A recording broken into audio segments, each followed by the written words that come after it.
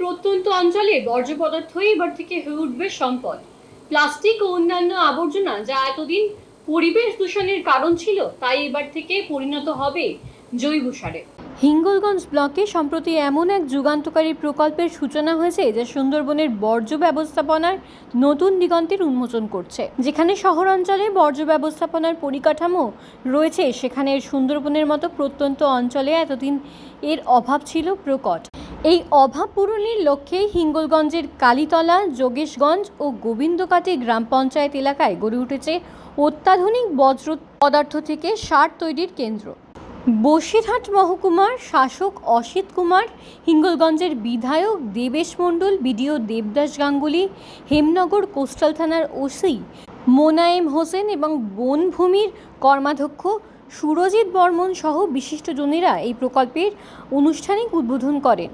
এই উদ্যোগের ফলে একদিকে যেমন সুন্দরবনের ভঙ্গুর পরিবেশ দূষণের হাত থেকে রক্ষা পাবে, তেমনি কৃষকেরা সহজলভ্য জৈব সার পেয়ে উপকৃত হবেন। স্থানীয় বাসিন্দারা এই প্রকল্পকে স্বাগত জানিয়েছেন এবং আশা করছেন এটি আগামী দিনের একটি অঞ্চলের বর্জ্য ব্যবস্থাপনার এক নতুন দিশা দেখাবে। প্রশাসনের পক্ষ থেকে জানানো হয়েছে, এই সফল মডেলকে ভবিষ্যতে সুন্দরবনের আরও এলাকায় সম্প্রসারণের পরিকল্পনা রয়েছে, যা সামগ্রিকভাবে পরিবেশ সুরক্ষা ও কৃষিক্ষেত্রে ইতিবাচক প্রভাব ফেলবে।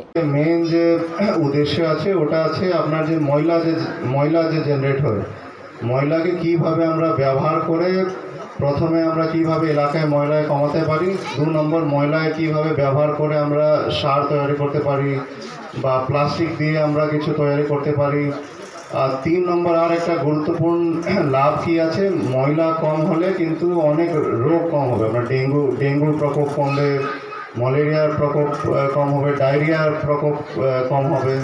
তো ওই কারণে এই প্রজেক্ট খুবই গুরুত্বপূর্ণ, কিন্তু এটা প্রথম স্টেপ। এরপরে আমাদেরকে প্রত্যেক বাড়ি বাড়ি গিয়ে রেগুলারলি ময়লা কালেক্ট করতে হবে, ময়লাকে প্রসেস করতে হবে, সেগ্রিগেট করতে হবে। তো এই পরবর্তী যে কাজগুলো আছে এইগুলো খুবই গুরুত্বপূর্ণ। তো যে যত সুন্দরভাবে উদ্বোধন হয়েছে, আমি আশা করি অতই সুন্দরভাবে এই প্রোগ্রাম চলবে।